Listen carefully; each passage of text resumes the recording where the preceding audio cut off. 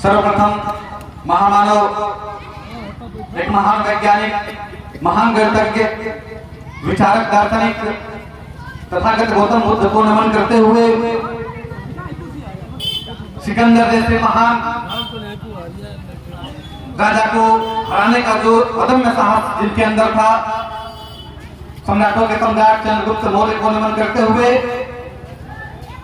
इस अखंड भारत के निर्माता सम्राटों के सम्राट अशोक महान जी को नमन करते हुए तमाम अपने भोजन समाज में जन्मे हुए महापुरुषों को एक बार में नमन करता हूँ, वंदन करता हूँ। और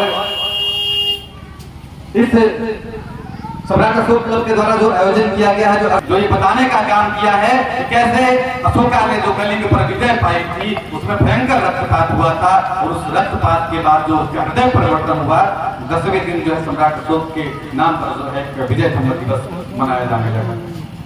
तो निश्चित तौर पर जो है हम आज अशोक दिवस मना रहे हैं और इसका हम संदेश देना चाहेंगे अपनी तरफ से कि जो सम्राट अशोक ने, जो चंद्रगुप्त मौर्य ने जन कल्याणकारी लोक कल्याणकारी कार्य करने का काम किया है, उसे सिर्फ हम लोग भाषणों का विषय न रहने दें, उसे अपने जीवन में उतारें, लोक कल्याण को उतारें। और ये जो लोग कहा करते हैं कि हम सम्राट अशोक के वंशज है, चंद्रगुप्त के वंशज है, महात्मा बुद्ध के वंशज है, तो आपको दिखाना होगा कि आप वास्तव में लोक कल्याण करते हैं, आप लोगों की भलाई सोचते हैं, आप लोगों के लिए जी जान से कार्य करते हैं, तब ये सम्राट अशोका का जो है अशोक राज्य साबित हो पाएगा।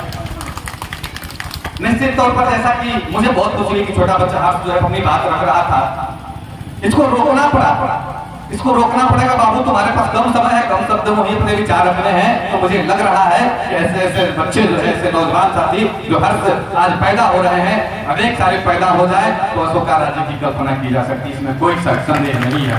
क्योंकि जितना बच्चा, छोटा बच्चा राजनीति की बात करता है, समाज की बात करता है, शिक्षा की बात करता है, पुस्तकालय की बात करता है, तो कहीं ना कहीं इसके अंदर वो जागरूकता आ रही है कि समाज में होना क्या चाहिए। इसने कहा कि नेताओं की गलती नहीं, केवल जनता की ये गलती है।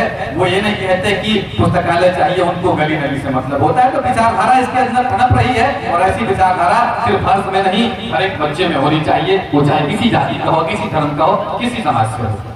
तो निश्चित तौर पर हम चाहेंगे अपने समाज के लोगों से जो कहते हैं कि हम मौर्य वंश के रहने वाले, मौर्य वंश से बिलोंग करते हैं, तो आप सभी अशोका के जो लोक कल्याणकारी कार्य थे, जैसे कि आज पर्यावरण समस्या जो है, जल संकट बरकरार है, वृक्षों की कभी छलक रही है, जिसकी वजह से बरसात जो है ढंग से नहीं हो पाती है, जैसा कि आप लोगों ने देखा। और मूल चीज आप लोग को मैं इतनी बात कहने के बाद एक चीज कहना चाहूंगा कि हम सबके बीच बैठे हुए इस रामगढ़ की धरती के आन बान शान युवाओं के हृदय सम्राट, आज किसानों की ललकार बन के उभरे हुए सितारे हो चुके हैं, कैमूर की धरती से पूरे बिहार की आवाज बन चुके हैं। इनके लिए सर विधायक हम लोग के क्षेत्र के आदरणीय श्री सुधाकर सिंह जी के लिए एक बार जोरदार तालियां हो जाए, क्योंकि रामगढ़ की धरती से अगर किसानों की आवाज बन के कोई उभरा है तो आदरणीय श्री विधायक जी सुधाकर सिंह जी ने ये आवाज अपनी उठाई है और लगने लगा है किसानों को कोई है हमारा हमदर्द, तो वो सिर्फ है तो एक नाम है सुधाकर सिंह। इसे रामगढ़ की धरती से रामगढ़ प्रखंड के जिला चेयरमैन के प्रतिनिधि आदरणीय श्री बंडी सिंह जी, जो एक एक दिन चलने का काम कर रहे हैं, एक एक दिन जो है गांव में भ्रमण करते हैं। मैं इनके चरणों में नमन करता हूं कि आदरणीय बंडी सिंह जी, आप निश्चित तौर पर बेहतरीन काम कर रहे हैं और आपके लिए मेरा सम्मान आपके चरणों में है। बहुत बहुत धन्यवाद, आप यहाँ कलानी की धरती पर आए। लोग कहते हैं कि सुधाकर का नाम तुम क्यों लेते हो, अशोक का नाम क्यों लेते हो, बंटी सिंह का नाम क्यों लेते हो? भैया चलते वही है, करते वही है, तो नाम किसका लिया जाए? प्रदीप का नाम लिया जाएगा। एक सच्चाई मैं कह रहा हूँ, लोग कहते हैं कि हमारे समाज के लोग कहाँ है, तो नेता नहीं बनते, क्यों नहीं बनते? भैया चलेंगे, ये करेंगे आपके लिए, तो नाम किसका होगा? किसानों का कोई हमदर्द है तो सुधाकर सिंह है, ये चलेंगे तो नाम किसका होगा? ये लड़ रहे हैं, आज इनकी आवाज बन रहे हैं, समाज की आवाज बन रहे हैं, तो निश्चित ही इनका नाम होगा, इसमें कोई संदेह नहीं है। जो करेगा वही चर्चा में रहेगा और उसी का लोग सम्मान करेंगे और उसी की जय जयकार करेंगे। तो मैं अपने बहुजन समाज के लोगों से कहना चाहूंगा कि मौर्य वंश के चंद्रगुप्त की ललकार हो तुम, मौर्य वंश के चंद्रगुप्त की ललकार हो तुम, सम्राट अशोका जो अशोका महान थे उनकी तलवार हो तुम। और महसूस करो अपने अंदर, तुम महसूस करो अपने अंदर तो बुद्धा की उपदेश और उनका आचार और व्यवहार हो तुम, उनका आचार और व्यवहार हो तुम। तो मैं कहना चाहूंगा, समय बहुत कम है इसलिए कि इशारा पहले ही हो चुका था। मुझे भी कहने का बहुत मन करता है कि नहीं, मैं समाज की बातों को उठा के रखूं। जैसे कि मैं बताना चाहता हूं, हर्ष मौर्य बोल रहा था कि शिक्षा की बात, यदि आप बुद्धिजीवी हैं, यदि समाज के शुभचिंतक हैं, तो निश्चित तौर पर अपने घरों में, अपने गांव में शिक्षा की अलग जगाइए, परिवर्तन आएगा। आप अपने गांव समाज के बच्चों को खेल की तरफ आकर्षित करिए, परिवर्तन आएगा।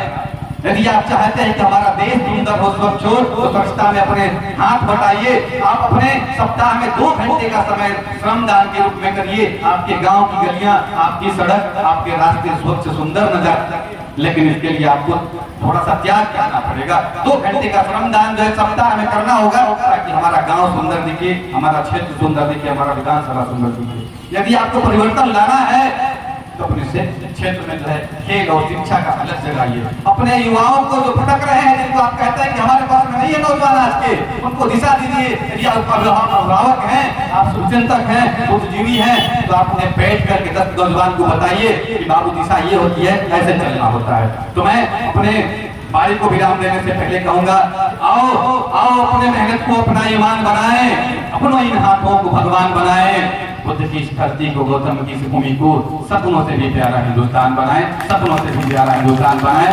जय बुद्ध, जय अशोक, जय भारत। धन्यवाद। अपने नाम के अनुरूप ही का भाषण भी रहा।